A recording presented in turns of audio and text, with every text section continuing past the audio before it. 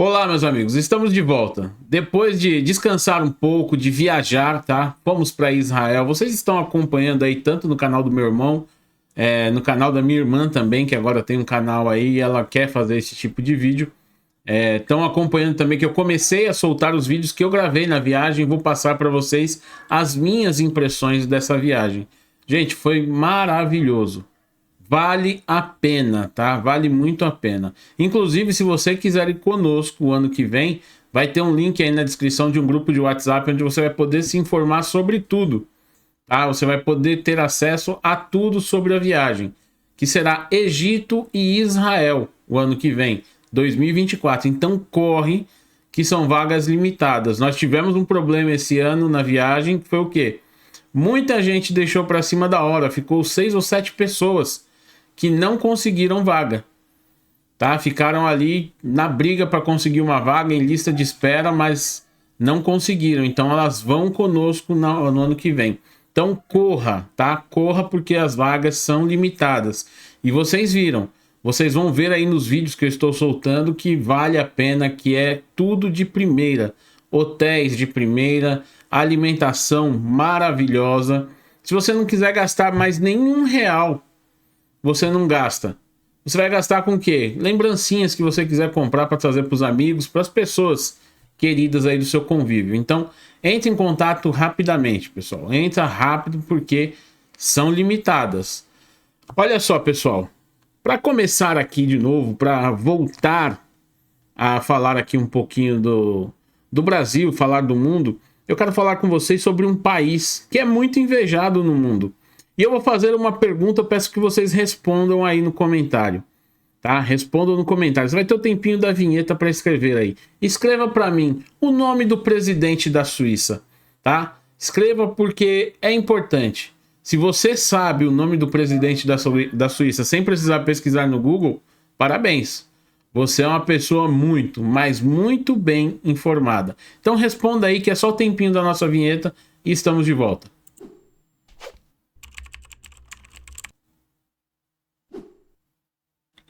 Bom, meus amigos, como eu falei, é um país muito invejado, um país onde se vive muito bem, um país com um sistema político diferenciado. E é sobre isso que eu quero falar com vocês. Vocês devem estar estranhando que eu tô de terno aqui, né? Não é para fazer graça com vocês, não tô mudando, não. É que realmente cheguei do serviço e vim aqui gravar para vocês, tá? Então nem parei para me trocar nem nada. Do jeito que eu venho do serviço, eu sento aqui e gravo, tá bem? Então não estranhem aí. Hoje eu tô de terno, amanhã eu posso aparecer de camiseta. Cada dia uma coisa diferente. Então, pessoal, para vocês terem uma ideia, todos nós sabemos nome de políticos franceses, nome de políticos, isso na história toda, políticos ingleses, americanos, de diversos e diversos países. Quase todos os países do mundo você conhece pelo menos um político. Tem alguém que se destaca, alguém que fez história, alguém que marcou o nome. E fica realmente marcado aí, que o pessoal conhece muito. Mas na Suíça você não ouve nenhum político. Na Suíça você não sabe o nome de nenhum político. É realmente difícil. Eu fui pesquisar o porquê disso. Porque chama demais a atenção um sistema político onde os políticos não são o destaque. Quem é o destaque na Suíça? O povo. O povo é o destaque porque o povo detém o maior poder. Tá? Ele detém o maior poder de decisão. É uma democracia, quase que uma democracia direta pura. É claro, ela não é totalmente pura porque você tem ainda um parlamento, você tem todo um sistema político ali que é lado a lado com essa democracia pura. Mas o povo tem a palavra final e vocês vão ver aí. Eu vou pôr na tela para vocês verem.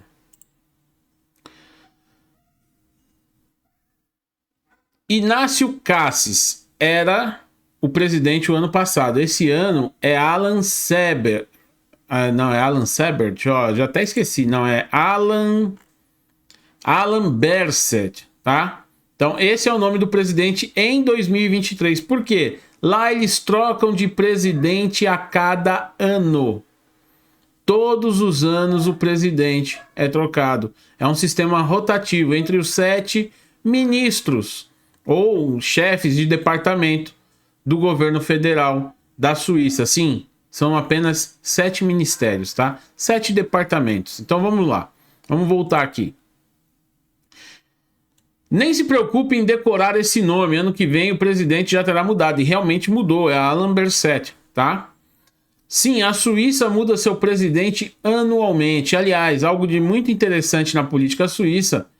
Você simplesmente nunca ouviu falar de nenhum político suíço em nenhum momento da história. É por isso que eu perguntei a vocês. Você sabe quem é o presidente da Suíça? Tá? Então, é uma coisa muito interessante, porque eles não têm o destaque. Quem se destaca é o povo. O poder não fica concentrado na mão de um só, como aqui, que o poder fica extremamente concentrado em um local só. E aí os extremos do Brasil, as periferias do Brasil sofrem com isso, tá? E vocês vão entender o porquê disso, tá? Vamos seguindo aqui, ó. Os suíços, desde o começo, eles rejeitaram um governo central. Desde o começo da história deles. Ó. O começo da Confederação Suíça nunca esteve relacionado à busca pelo poder. Desde o século XIV em diante, enquanto toda a Europa estava dilacerada por conflitos territoriais ou por conflitos religiosos, como a Guerra dos 30 Anos, de 1618 a 1648, os originalmente 8 cantões da antiga Confederação Helvética eram um microcosmo de paz e prosperidade. E continua sendo. Hoje em dia continua sendo um microcosmo de paz e prosperidade. Um povo próspero, um povo que tem, acho que, a maior liberdade aí no mundo, tá? Em questão de liberdade, eu creio que eles sejam o país mais livre do mundo. Sim, dentro desses cantões também havia diferenças religiosas, mas a sua população, em vez de guerrear entre si, preferiu um acordo, fizeram um pacto de mútua assistência militar para proteger a neutralidade da região e a sua paz, algo que fez muito bem para eles. O Sacro Império Romano-Germânico havia concedido a essa comunidade de cantões a imediatidade imperial, o que significa que os cantões estavam livres do domínio do império. Eram autônomos, tá? Uma região autônoma, ao mesmo tempo em que faziam parte do império. Considerando-se que as realezas europeias extraíam volumosas quantias de impostos de seus súditos para financiar suas guerras que duravam décadas, sem ser suíço, ser um suíço naquela época era comparável a viver no primeiro genuíno paraíso fiscal da história. E continua assim ainda hoje. Tá? Continua assim, vocês vão ver já. A República Helvética acabou em 1803 com a Ata de Mediação. Ela teve um período aí, ó, em 1798, deixa eu marcar aqui na tela para vocês verem, que eles foram invadidos pelo Exército Revolucionário Francês, que instalou um governo central. Mas a população em si rejeitou esse governo e não colaborava de jeito nenhum com esse governo. 5 anos depois, a República Helvética acabou, tá? E aí, em 1803, com a Ata de Mediação promulgada por Napoleão Bonaparte, o Estado centralizado foi abolido. Voltou o quê? A valer os cantões, tá? Os cantões passaram a ter mais autoridade do que o governo central, o governo federal. Mas ainda havia uma pendenga sobre a legitimidade de se ter um governo federal. Após décadas de desavenças quanto a essa questão, uma guerra civil acabou por encerrar a querela. Pois é, todo país tem a sua guerra civil. Mas vejam só, essa guerra civil chama a atenção pela pouca violência, como vocês vão ver aqui, ó, no decorrer. A Guerra de Sonderbund, ou Aliança Separada em alemão, em novembro de 1847, foi uma batalha originada por 7 cantões católicos conservadores que se opunham à centralização do poder e que, por isso, se rebelaram contra a confederação que estava em vigor desde 1814. Esta foi provavelmente uma das menos espetaculares guerras da história do mundo. Duração de 26 dias e o Exército Federal perdeu 78 homens. E teve outros 260 feridos, mas saiu vencedor. A conspiração Sonderbund se dissolveu e a Suíça se tornou em 1848 o estado que é até hoje, tá? Então, esse estado moderno suíço foi fundado em 1848. Mas então, qual é oficialmente o governo da Suíça? O executivo do país é representado por um órgão chamado Conselho Federal. Ele é composto por 7 membros, sendo cada membro responsável por um dos 7 ministérios da Suíça, que lá são chamados de departamentos. E esses 7 membros são nomeados pelas suas câmaras da Assembleia Federal. A presidência e a vice-presidência do Conselho Federal sofrem um rodízio anual. Já o mandato dos 7 membros é de 4 anos. O atual conselho é formado por 2 social-democratas, 2 conservadores de centro-direita, 2 conservadores nacionalistas e 1 democrata cristão. Embora a Confederação Suíça tenha sido criada para seguir o exemplo dos Estados Unidos no que diz respeito ao federalismo e aos direitos dos estados, os suíços conseguiram evitar que o poder executivo se concentrasse em apenas uma pessoa, tá?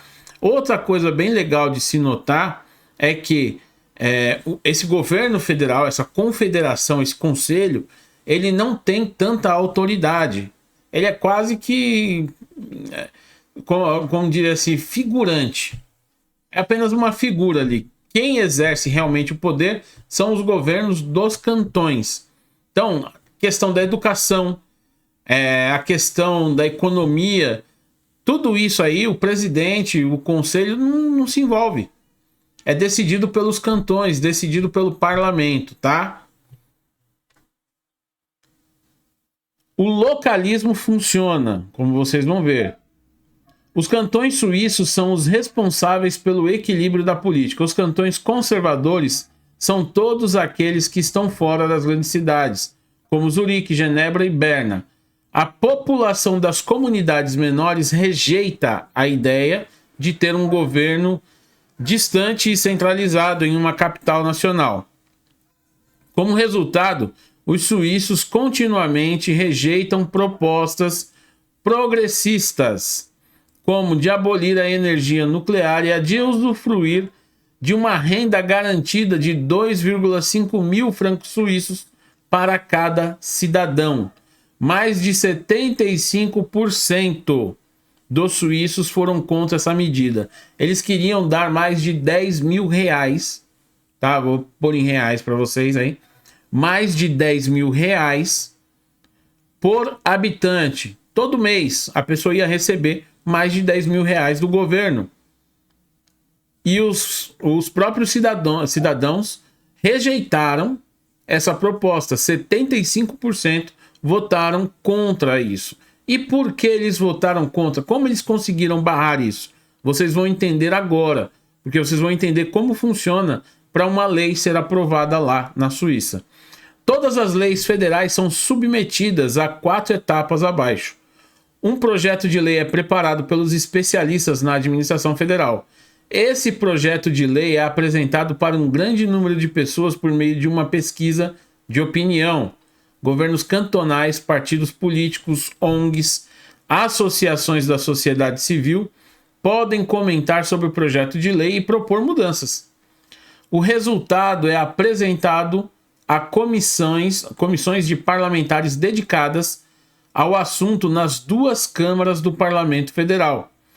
É discutido em detalhes a portas fechadas e finalmente é debatido em sessões públicas, tá? Em ambas as câmaras do parlamento. Então eles primeiro debatem ali com a sociedade, representantes da sociedade, como associações, ONGs, os governos dos cantões opinam também. Depois leva-se para uma comissão das 2 câmaras, cada câmara com sua comissão, que vão discutir ali a portas fechadas, vão propor mudanças. Depois é apresentado isso, debatido publicamente, tá? São debatidos publicamente. E por último, a 4ª etapa é o quê? O eleitorado possui o poder final de veto sobre o projeto de lei. Ou seja, se caso eles fizerem uma lei que o povo não queira, como acontece muito aqui no Brasil, o povo tem o poder de vetar isso através de referendos. Vai ter o referendo, eu voto contra, e a lei não vai ser promulgada. Vai ser encerrada a questão. Olha, não foi aprovada a lei, ela não vai entrar em vigor. Porque o povo decidiu que não quer. Agora imagine quantas coisas nós poderíamos ter barrado aqui nesse país se funcionasse um sistema parecido aqui no Brasil. Muito, muito mesmo, tá? O eleitorado possui o poder final de veto sobre o projeto de lei. Se qualquer pessoa conseguir encontrar em 3 meses 50 mil cidadãos dispostos a assinar uma petição pedindo um referendo sobre esse projeto de lei, um referendo será marcado. Para que um referendo seja aprovado, o projeto de lei precisa ser apoiado apenas pela maioria do eleitorado nacional e não pela maioria dos cantões.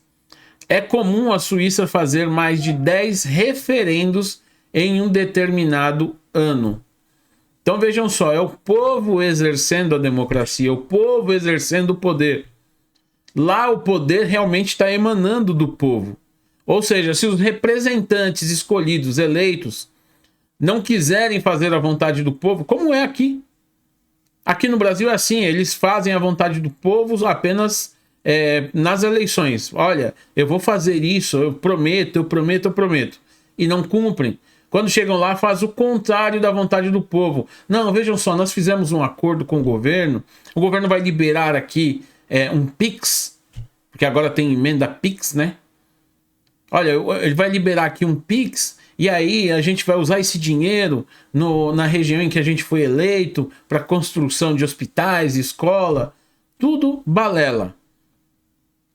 Porque eles se elegem prometendo uma coisa, depois eles se vendem, como aconteceu agora nessa reforma tributária tão malfadada que está aí. Infelizmente, foi isso que aconteceu. O governo liberou mais de 7 bilhões em emendas parlamentares para poder comprar o voto desses que não têm valores, têm preço. É por isso que nós precisamos de um sistema político melhor. Nós precisamos aprimorar o sistema político, tirar o poder, descentralizar o poder, tá? O que está acontecendo com a reforma tributária é o quê? Estamos centralizando esse poder. Agora vejam só, para finalizar, para que vocês entendam, ó, como é o sistema de impostos, tá? Ó, regime fiscal. As cargas fiscais das pessoas físicas jurídicas da Suíça são das mais baixas em toda a Europa. Os impostos diretos sobre as pessoas físicas são determinados anualmente via autodeclaração, tá? E pagos em prestações no ano seguinte. O sistema tributário também reflete a estrutura federal do país. As empresas e pessoas físicas estão sujeitas a impostos em todos os 3 níveis da confederação. Vocês vão estranhar um nome aí. Confederação, cantão e comuna. Não é comuna de comunismo. Não, lá a comuna é o equivalente a município no Brasil. Cerca de 30% das receitas fiscais fluem para o caixa da confederação, 40% para o caixa dos cantões. E o restante, os 30%, são recebidos pelas cidades, tá? Pelos municípios. Os impostos diretos, os impostos pagos por pessoas físicas e jurídicas representam cerca de 70% do rendimento fiscal. Os outros 30% são pagos de maneira indireta através do IVA, que é baixíssimo, cerca de 7,7% do faturamento. A taxa de imposto, tá? E é uma taxa progressiva. Vai depender aí da faixa de renda da empresa, tá? Então é algo assim totalmente diferenciado.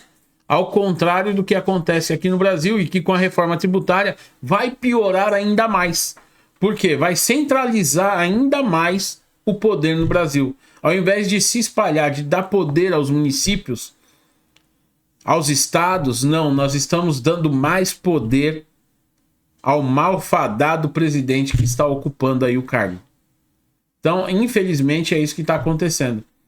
Por que que eu fiz esse vídeo? Porque eu queria que vocês tivessem uma ideia. Não adianta eu chegar aqui e falar, não, a reforma tributária não é boa, não, esse sistema político não é bom, e não te apresentar algo que seja melhor, não te mostrar uma ideia para nós trabalharmos ali, falar, olha, nós podemos mudar, podemos melhorar o Brasil através disso, ó, isso aqui não serve para o Brasil, já esse ponto aqui serve, vai cair bem para o Brasil.